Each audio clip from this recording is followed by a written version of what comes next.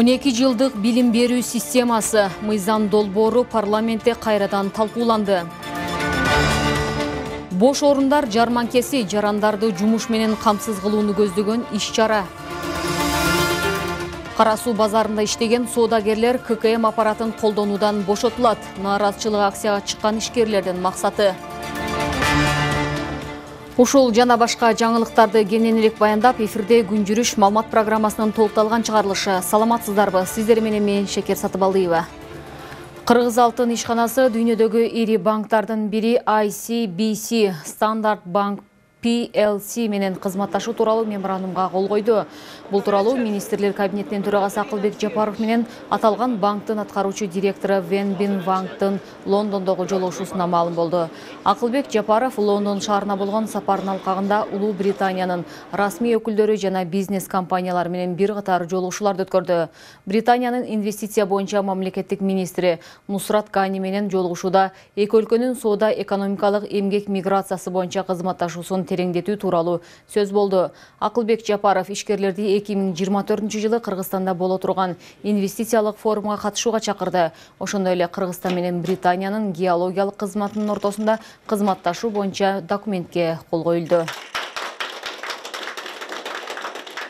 Президент Садыр Жапаров 30 ноябрдан 2 декабрга чейин Бириккен Араб Эмираттарында иш сапары менен болот. Ал Дубай шаарында өтө турган Бириккен Улуттар уюмунун климаттын өзгөрүшү жөнүндө алкактык конвенциясынын жыйынына катышат. Президенттин администрациясынын тышкы саясат бөлүмүнүн башчысы Муратбек Азымбакиев билдиргендей, Бириккен Араб Эмирлигиндеги климаттык конференцияга дүйнө жүзү боюнча өлкө президенттери чогулуп, климаттын өзгөрүшүнө каршы Париж келишимин ишке ашыруунун жүрүшүн талкуулашат. 1 декабрда Садыр Жапаровдун Бириккен Улуттар уюмунун климаттын өзгөрүшү жөнүндө алкактык конференциясынын пленардык отурумунда сөз сүйлөйт.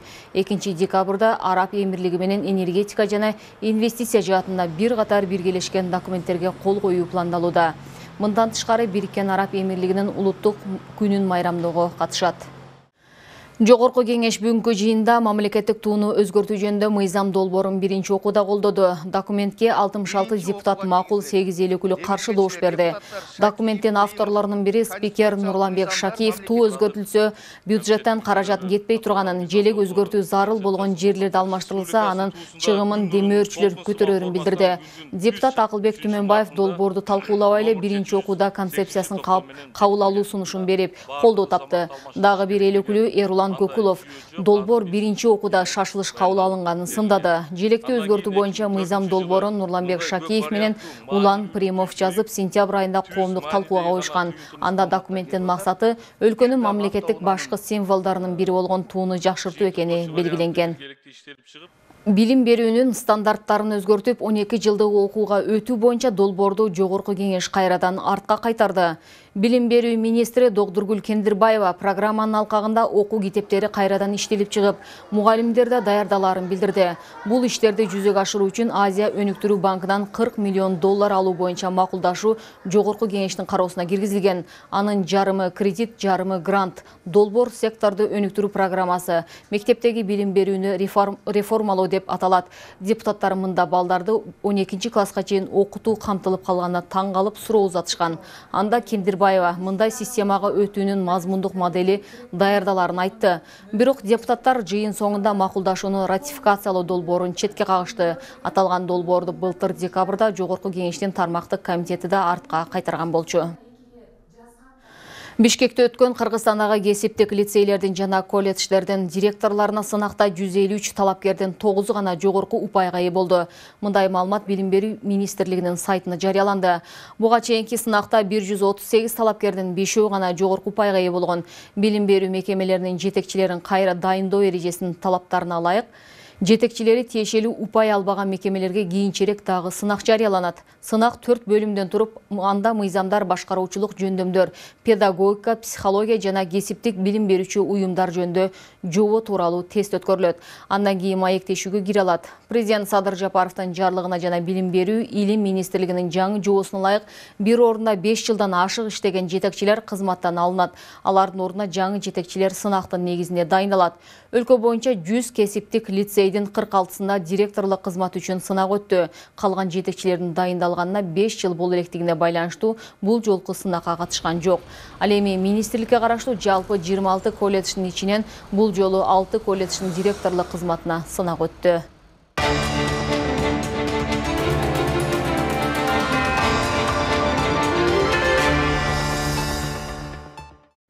Бүгүн Борбордо бош иш орундары жана кесиптер аталышындагы жарманка өттү. Жарандарды жумуш орундары менен камсыз кылууну көздөгөн иш-чарага Бишкек жана Чүйдөгү кесиптик лицейлер, 70тен ашык мекемелер жана иш издеген жарандар катышты. Бул жарманке өлкөдөгү жумушсуздукту азайтууга таасир бере алабы? Жарманкеге келгендер өздөрүнө ылайыктуу жумуш орундарын таба алыштыбы? Иш-чаранын жүрүшү менен кабарчыбыз таанышып келди. Жарандарды жумуш менен камсыздоону көздөгөн бош орундар жана кесиптер аталышындагы жарманкеде 6000ден ашык иш орундар туурасында маалымат берилди. Жумуш берүүчү менен иш издегендер үчүн түзүлгөн аянтчага 70тен ашык мекеме келип, анда эки тараптуу баарлашууга мүмкүнчүлүк жаралды. Негизи бүгүнкү күндө 171 миңдин тегерегинде жумушсуздар бар бизде. Былтыркы жылга салыштырмалуу 1,3%га азайды бул көрсөткүч. Ошол эле мезгилде активдүү жарандарыбыздын саны дагы өсүп жатат. Экинчи ирет өтүп жаткан жарманкеде бош орундарды сунуштагандардан сырткары жарандарды кесиптик билим алууга багыт көрсөткөн борборлор да келишкен. Алар жарманкеге келгендерге күнүмдүк турмушта керектелип алган билими кайсы учур болбосун иш менен камсыздаган жумушчу кесиптерди жарнамалашты. Анткени өлкөдөгү кесиптик лицейди бүтүргөндөрдүн 85%га жакыны окууну аяктагандан кийин жумуш менен камсыздалат. Мындан улам ар бир кесиптик лицей өз тармагына байланыштуу кызыктыруучу жарманке уюштурган. Биз быйыл 2 жыл гана окуsun 9 класстын базасына деген максатты коюп ошого жетиштик. Экинчиси кыска мөөнөттүү окуу курстарын уюштурууга жетиштик. 3 айдан баштап 10 айга чейин. Бул ошол айрыкча жашы бир топко барып калган жарандарыбыз үчүн абдан ыңгайлуу болуп эсептелет. Кесиптердин жарманкеси калктын жумушсуз катмарын өзгөчө кыска мөөнөттө мындай кесип менен камсыз кылып, ар бир адамга бекер кесиптик билим алуу укугун берип, мүмкүнчүлүгүн түзүп, андан тышкары окуу жайдын дагы бир приоритети жана милдети ошол биздин бүтүрүүчүлөрүбүздү жумушка орноштуруу процессин колго алганбыз. Мындан чыккандан кийин алар сөзсүз жумушка орношушат да. Бул күндөрү Борбордо жумуш издеген 5900 адам Бишкек шаардык иш менен камсыз кылууга көмөктөшкөн башкармалыктын каттоосунда турат. Алардын 3800-ü акыркы 10 айда туруктуу иш менен камсыздалса, кесиби жок 1504 жумушсуздар акысыз билим алууга жөнөтүлгөн. Булардын катарында кесибин алмаштырууну көздөгөндөр да бар.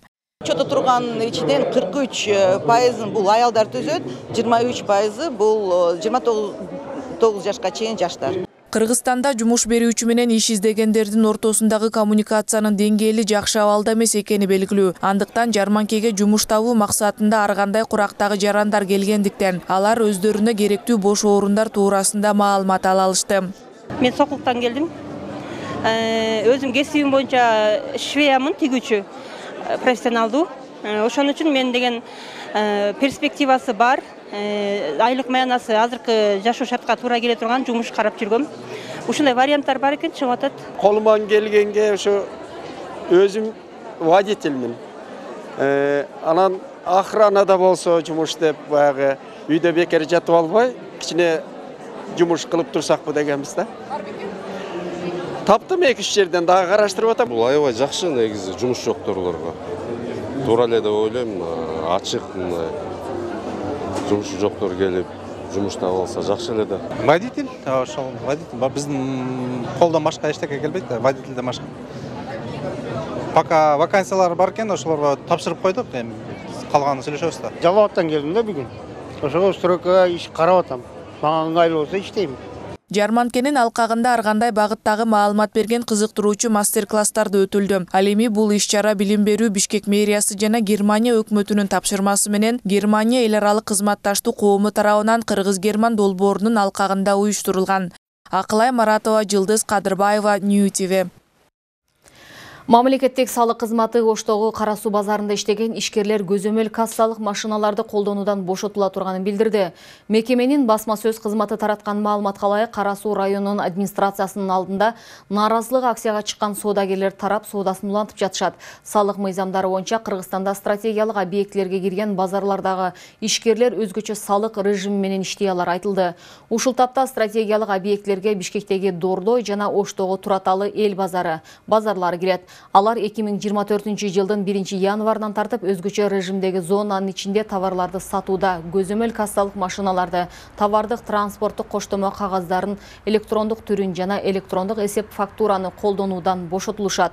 Атайын салык режими пайда салыгын, сатуу салыгын, кошумча нарк салыгын алмаштырат жана акцизделчү жана атайын лицензияларды же уруксаттарды талап кылган товарлардан тышкары товарларды сатууга карата колдонулат деп айтылат маалыматта.